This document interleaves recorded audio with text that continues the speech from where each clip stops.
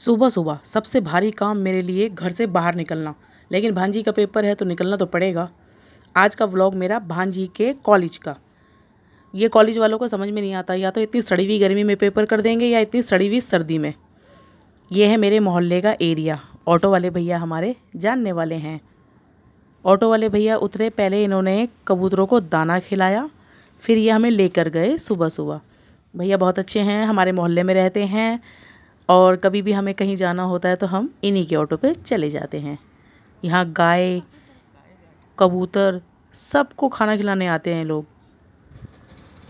भैया आ गए कबूतरों को दाना डालकर। अब हम निकले और ये रोड क्रॉस कर कर जो सामने ब्लू कलर का बोर्ड दिख रहा है, ये हमारे यहाँ का एसडीएम कोर्ट है।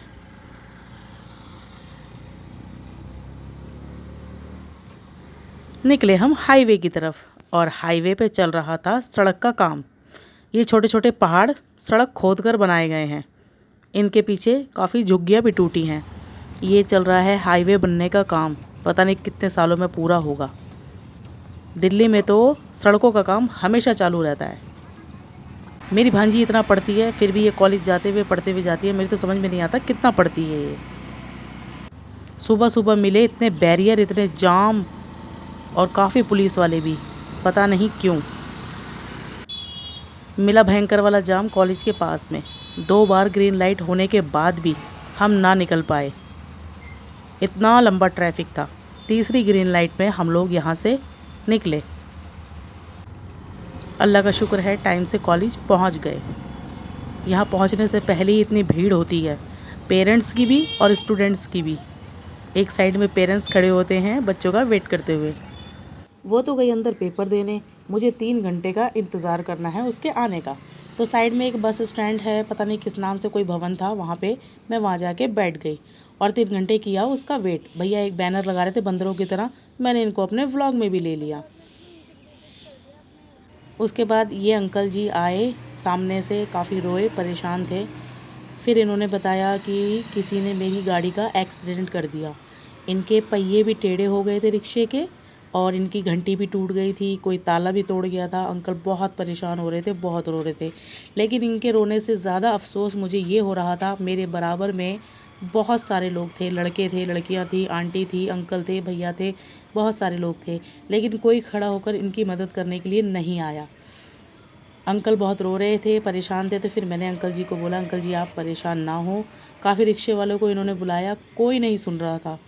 फिर मैंने एक रिक्शे वाले को बुलाया, भैया को बोला मैंने, मैं पैसे दूंगी, आप इनके रिक्शे को जाके ठीक कराइए।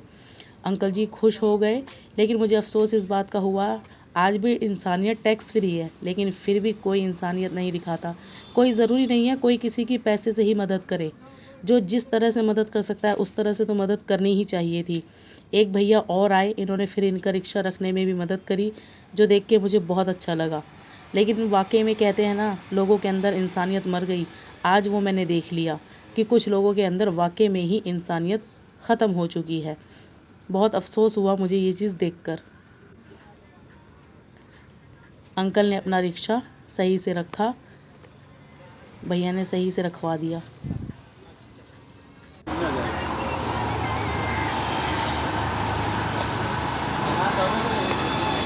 लो भैया,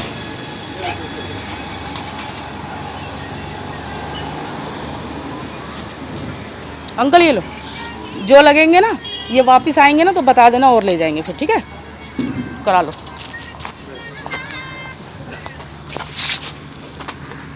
मेरे बराबर में बहुत सारे लोग थे, ये दोनों भी मेरे बराबर में ही बैठी थी। दिल तो कर रहा था सबके चेहरे दिखा दूँ, मगर मैं ऐसा कर नहीं सकती थी, इसीलिए मैं मजबूर थी।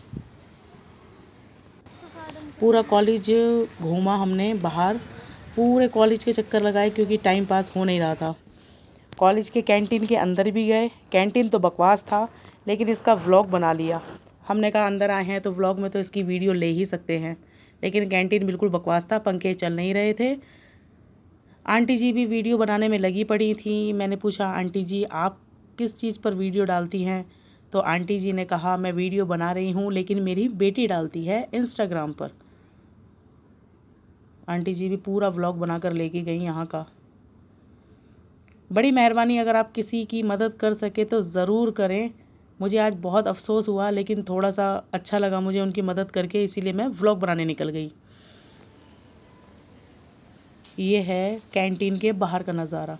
ये कैंटीन के सामने कॉलेज है जहाँ पर एग्ज़ाम चल रहा है, वहाँ एग्ज़ाम चल रहा है और यहाँ आंटी और मैं व्लॉग बना रहे हैं, क्योंकि टाइम पास करना बहुत मुश्किल हो जाता है। 3 घंटा हम कहाँ जाएं, और आसपास कोई ढंग की जगह है भी नहीं जहाँ हम जाके बैठ सकें। टाइम पूरा हो चुका। अब कॉलेज के बाहर खड़े होके वेट कर रहे थे अब बच्चों के बाहर आने का। मैं भी खड़ी हो गई सामने आके, ताकि सामने से निकले तो मेरे ऊपर नज़र पड़े सीधा, उसकी इधर उधर ढूंढना ना पड़े। कॉलेज का नाम है माता सुंदरी कॉलेज। मेरे घर से ज़्यादा दूर नहीं है, पिछले वाले सेंटर से तो पास ही है। अल्लाह का शुक्र है मेरी भांजी भी निकल आई। मेरी भांजी बहुत लेट निकलती है, पता नहीं अपने पेपर के साथ और 2-4 लोगों का पेपर करवा के आती है, क्या करती है अल्लाह बेहतर जाने। बहुत लेट निकलती है ये बाहर। बाहर आने के बाद इसे खाने थे गोलगप्पे। ये खाए इसने गोलगप्पे। अंकल एक सूखी पापड़ी दो, मीठा लगा के दे दो, मीठा लगा के ले। गोलगप्पों के बाद बारी आई आइसक्रीम की। इन भैया के पास गए तो इनके पास चोकोबार नहीं थी और हमें खानी थी चोकोबार। दूसरे वाले भैया के पास गए चोकोबार लेने तो ये फ़ोन में इतने मस्त थे, बहुत बिजी थे। फिर हमारे कहने पे सुन तो लिया, फिर इनसे चोकोबार ली, लेकिन ये फिर भी फ़ोन में लगे हुए थे। आइसक्रीम लेकर हम लोग बैठे रिक्शे में और चले अपने बस स्टैंड पर आइसक्रीम खाते खाते।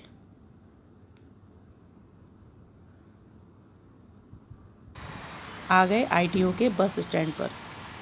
बस आने का वेट कर रहे हैं तो सोचा यहाँ का भी व्लॉग बना ही लें। ये है ITO की बिल्डिंग। हमारी बस आ गई, हम बस में बैठे और निकले अपने घर की तरफ। AC वाली बस का मज़ा लेते हुए अपने घर की तरफ चले। दिल्ली सरकार, केजरीवाल के सरकार में AC वाली बस का फ्री में मज़ा लेते हुए बस बिल्कुल पूरी चिल्ड हो रही थी। फाइनली हम लोग पहुँचे, भांजा हमें लेने आया घर तक के लिए। मेरा व्लॉग कैसा लगा? हम लोग खैरियत से घर पहुँच गए। कमेंट्स करके ज़रूर बताना व्लॉग कैसा लगा। अल्लाह हाफिज़।